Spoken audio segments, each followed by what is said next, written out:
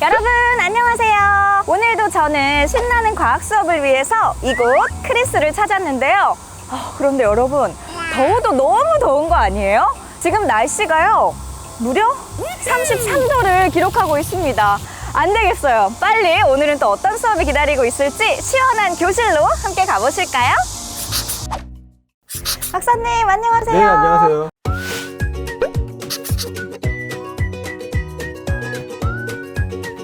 아니 오늘 날씨가 너무 더워가지고 밖에서 큰일 날 뻔했잖아요. 들어오니까 너무 좋은데요? 네, 이렇게 더운데 오시느라 고생 많이 하셨습니다. 아니에요. 오늘은 또 이 시원한 교실에서 어떤 수업을 할지 저 기대하면서 왔어요. 아나운서님 최애 간식이라고 얘기를 들어서요. 네. 치킨을 준비했습니다. 치킨이요? 어머 진짜요? 오늘 그러면 그냥 수업 먹방만 하면 되는 거예요? 네, 근데 제가 이걸 그냥 드릴 순 없고 네. 제가 퀴즈를 하나 내드리겠어. 맞추면은 역시 공짜는 없어요 세상에. 못 맞추면 못 먹나요? 못 맞추면 드실 수가 없어요. 그럼 쉬운 걸로 부탁드립니다. 이 치킨을 맛있게 요리하기 위해서 네. 가장 중요한 조건이 뭘까요? 너무 쉬운 것 같은데? 요리 프로에서 옛날에 슬쩍 봤던 것 같기도 하고 기름 온도 맞죠? 네, 맞습니다. 치킨을 튀길 때 기름의 온도가 170도에서 180도 사이에 있는 것이 치킨이 타지 않고 속까지 알맞게 잘 익을 수 있는 조건입니다. 170도에서 180도요? 뭐 구체적으로 생각한 적은 없는데 이제 그럼 먹어도 되나요? 네, 제가 시원한 콜라도 준비했으니까 감사합니다. 저 살 것 같아요. 저만 네. 먹어서 어떡해요? 네. 박사님도 하나 드실래요? 퍽퍽살 좋아하세요? 부드러운 살 좋아하세요? 저는 껍질을 좋아합니다. 짠! 한번 먹어볼게요. 이 소리 들리세요? 진짜 맛있어요. 그런데 솔직히 치킨은 조금 더 따뜻했으면 더 좋을 것 같고요. 콜라는 조금 더 차가웠으면 좋았겠다 싶은 마음은 있지만 너무 좋습니다. 저 이렇게 계속 먹기만 해도 되나요 오늘? 네, 물론 그렇진 않고요. 아까 말씀하신 중에 저희 수업 주제가 많이 나왔는데요. 우리가 따뜻하다, 차갑다 이런 얘기를 계속 했잖아요. 네. 근데 따뜻하다, 차갑다가 정확하게 뭘 얘기하는지 혹시 아세요? 그냥 느낌? 감으로만 네. 따뜻하다 차갑다 이렇게 얘기했던 것 같아요. 따뜻하다, 차갑다가 정확하게 어떤 의미를 갖는지 온도와 열에 대해서 공부를 해볼 건데요. 네, 사실은 열이나 온도에 대해서는 구체적으로 생각해 본 적 없었는데 그러면 우리 빨리 배우러 가볼까요? 네, 가봅시다.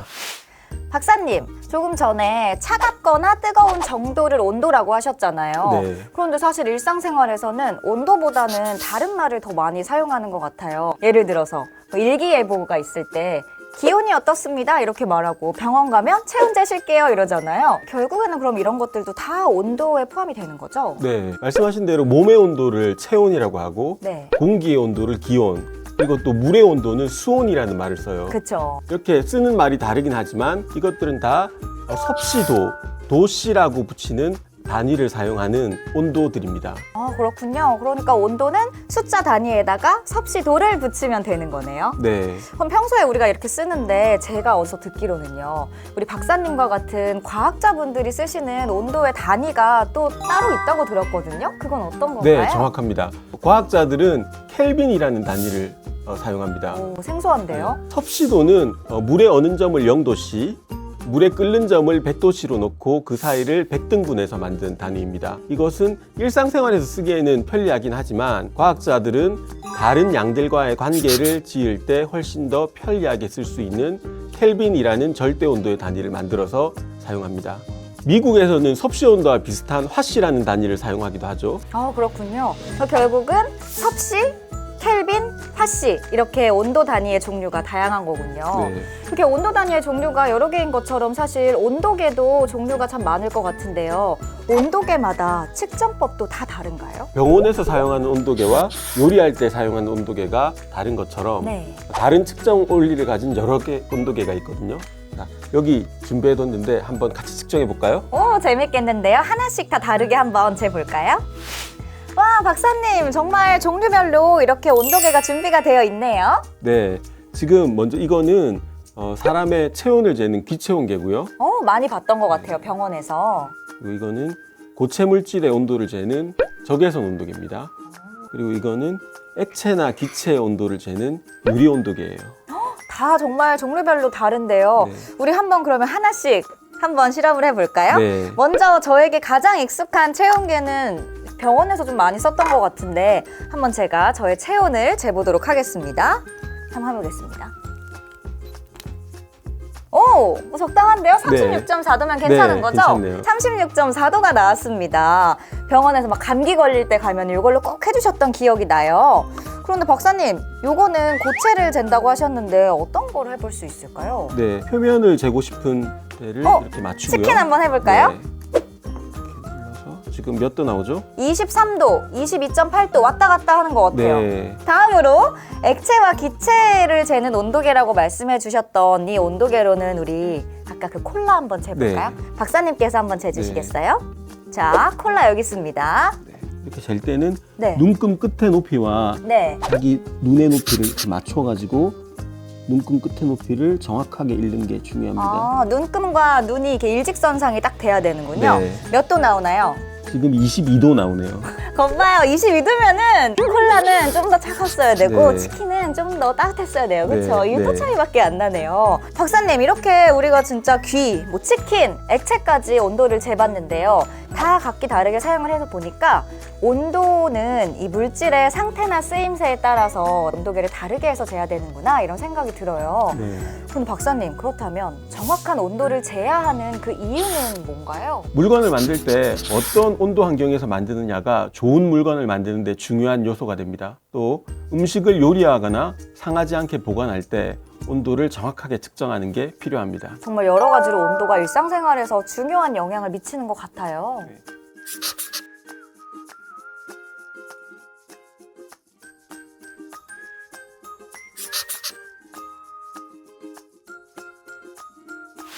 아까 그 콜라가 미지근해졌다고 말씀하셨는데 맞아요. 네, 콜라를 다시 차갑게 만드는 방법이 뭐가 있을까요?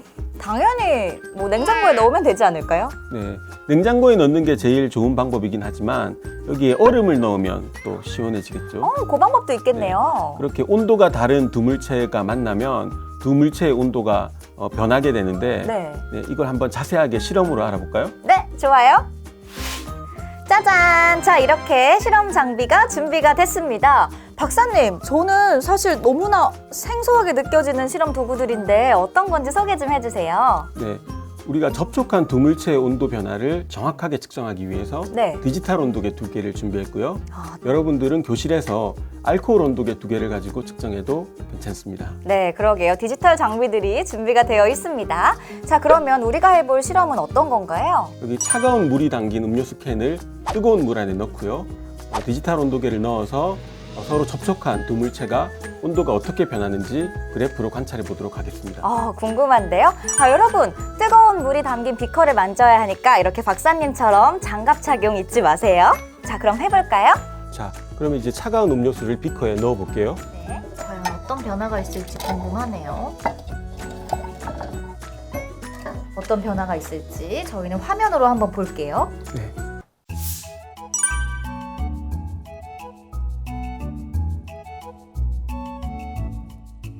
박사님, 진짜 신기해요. 아까 뜨거운 물은 점점점 온도가 낮아져 가고 차가운 음료수는 점점점 온도가 높아지네요. 이거는 뜨거운 물 안에 들어있는 열이 차가운 물 쪽으로 이동해서 가기 때문에 그렇습니다. 이렇게 접촉한 물질의 온도가 변하는 이유는 열의 이동 때문입니다. 저 지금 생각난 게 있어요. 그래서 우리가 왜 비빔면, 면 끓였을 때도 차가운 물에 담그는 것도 약간 그런 원리 맞나요? 네, 그것도 마찬가지로 열이 온도가 높은 곳에서 온도가 낮은 곳으로 이동하기 때문에 그렇게 되는 겁니다. 생활의 발견이네요. 네. 박사님, 그런데요, 물질의 상태나 종류에 따라 열의 이동도도 다르게 나타나는 것 같아요. 제가 갑자기 생각이 났는데요. 왜 우리 찌개 먹을 때 국자 담가 놓는 경우도 있잖아요. 그럴 때 보면 어떤 국자는 금방 뜨거워지는데 어떤 국자는 별로 안 뜨거워지는 것 같기도 하더라고요. 이건 왜 그런 거예요? 네, 잘 관찰하셨어요. 국자 같은 고체 물질을 따라서 열이 전달되는데요. 뜨거운 부분에서 차가운 부분으로 열이 전달되는 현상을 열의 전도라고 합니다. 어떤 물질은 열을 빠르게 잘 전달하고 어떤 물질은 열을 천천히 전달하게 되는데요. 어떤 물질에서 열이 빠르게 전달되는지 한번 관찰해 보도록 하죠. 네. 네, 박사님, 이번 실험 도구들은 어떤 건가요? 네, 열 변색 붙임딱지를 붙인 유리판, 철판, 구리판을 준비했는데요. 네. 이걸 뜨거운 물에 넣어서 열이 얼마나 빨리 이동하는지 관찰하고 물질에 따라서 어떤 물질에서 가장 전도가 빠른지를 보죠. 궁금한데요. 빨리 실험해 볼까요? 네.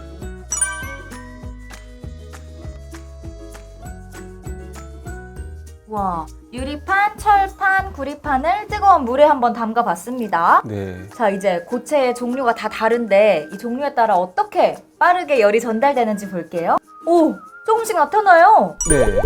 오, 어디가 제일 빠른가요?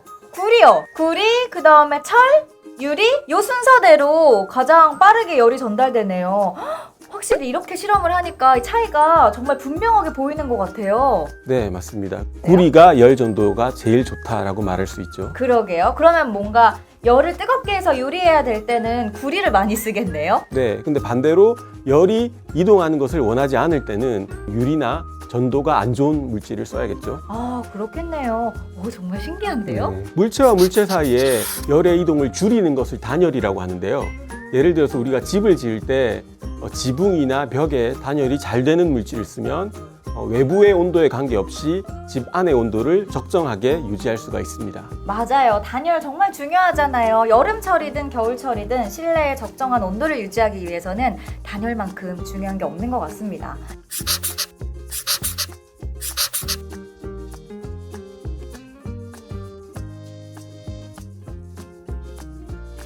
자, 박사님, 우리 이제 고체에 대해서 한번 알아봤는데요. 액체나 기체 같은 경우는 열의 이동이 어떻게 이루어지나요? 액체나 기체에서는 뜨거워진 물질이 위로 올라가고 위에 있던 차가운 액체나 기체가 아래로 밀려 내려오면서 열이 이동하는 과정을 거칩니다. 이런 과정을 대류라고 합니다. 아, 고체에 이어서 또 액체, 기체는 실험 결과가 어떻게 나올지 궁금한데 빨리 한번 실험해보면 안 될까요? 네, 가보시죠.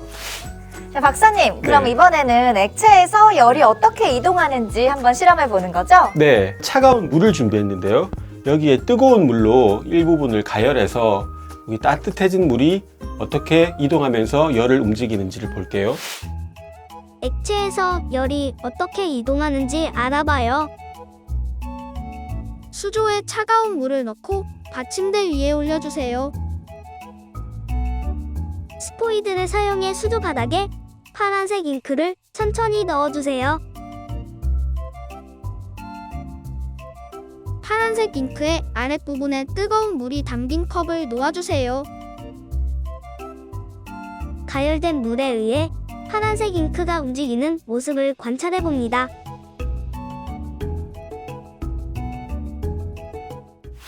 네, 박사님. 네. 액체에서의 열의 이동을 직접 눈으로 확인을 하니까 기체에서는 또 열이 어떻게 이동하는지 궁금해지는데요? 네, 우리가 기체에서의 대류도 한번 확인해 볼까요? 네. 기체에서 열이 어떻게 이동하는지 알아봐요.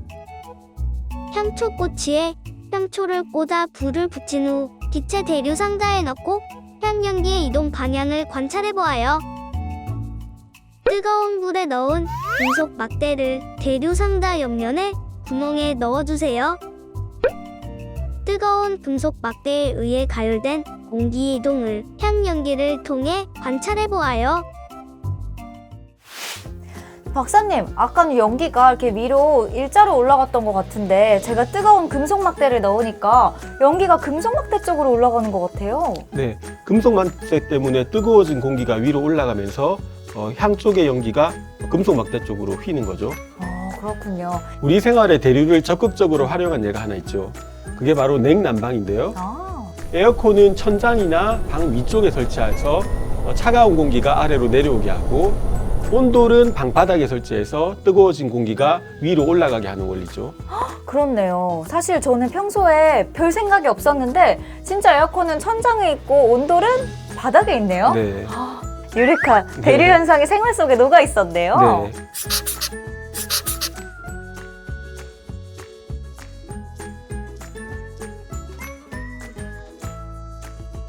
기체의 대류에 대해서도 배웠고 단열에 대해서도 배웠죠. 네. 우리가 배운 것을 활용해서 집안의 온도가 잘 유지되도록 하는 단열이 잘 되는 집을 한번 같이 만들어 볼까요?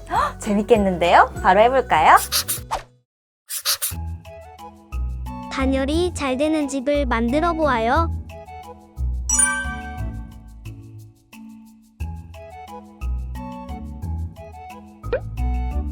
밑면 양쪽에 옆면을 끼워주세요.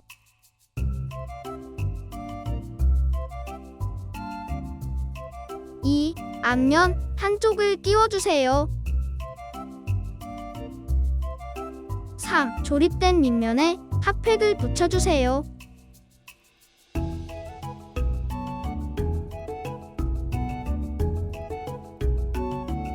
4. 남은 앞면을 모두 끼워주세요.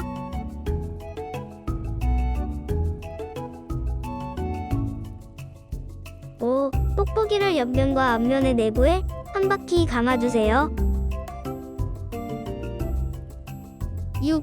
굴뚝을 조립하고 지붕에 연결해주세요.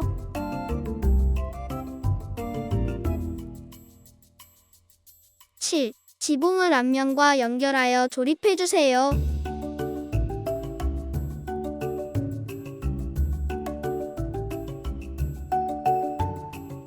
8. 조립판끼리 연결하여 생긴 틈에 클레이를 꼼꼼하게 붙여 열이 이동하지 않도록 만들어주세요.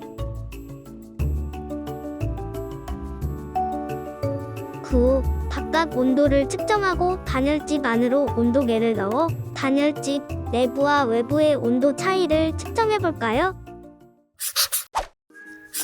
박사님, 지금까지 온도의 종류와 단위, 또 열의 이동 방식인 대류와 전도까지 짧은 시간에 정말 다채로운 걸 배운 것 같은데요. 배움을 이어갈수록 온도를 정확하게 측정하는 것이 매우 중요하다, 이런 생각이 들었습니다. 그러기 위해서는 뭐 일상생활에서나 산업 현장에서나 우리가 쓰고 있는 온도계가 정확해야 한다는 생각이 드는데요. 이 온도계의 정확도는 우리가 어떻게 확인할 수 있는 건가요?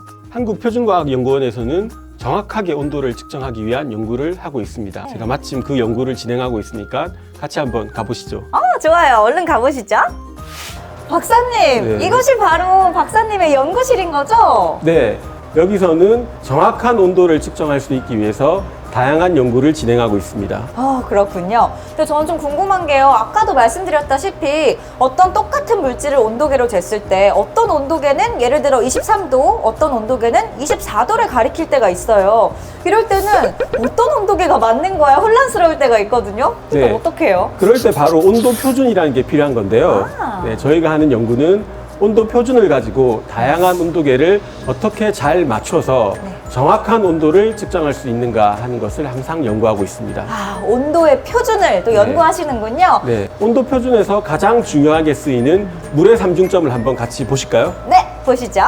뭐예요? 제가 너무 궁금하다. 네, 지금 얼음 속에 보관되어 있는데요. 제가 하나 꺼내서 보여드릴게요. 너무 자, 신기해요. 처음 봐요. 네, 지금 이게 뭘로 보이시나요? 저는 물도 보이고 약간 얼음 같은 것도 보이는 것 같은데요? 네, 지금 이게 물의 삼중점이라는 건데요. 네. 지금 우리는 물과 얼음만 볼 수 있지만 네. 사실 이 빈 공간이 그냥 빈 공간이 아니라 수증기, 즉 물이 기체 상태로 가득 차 있는 곳입니다. 그래서 물이 액체, 고체, 기체의 세 가지 상태로 공존하고 있고 이것이 바로 정확하게 0.01도입니다. 그래요? 네, 그래서 어떤 온도계든 여기에 넣으면 이게 0.01도다라고 믿고 사용하시면 됩니다. 기준점, 표준점이 되는 거네요? 네, 물의 삼중점에 온도계를 넣어서 정확하게 몇 도를 가리키는지를 볼 건데요.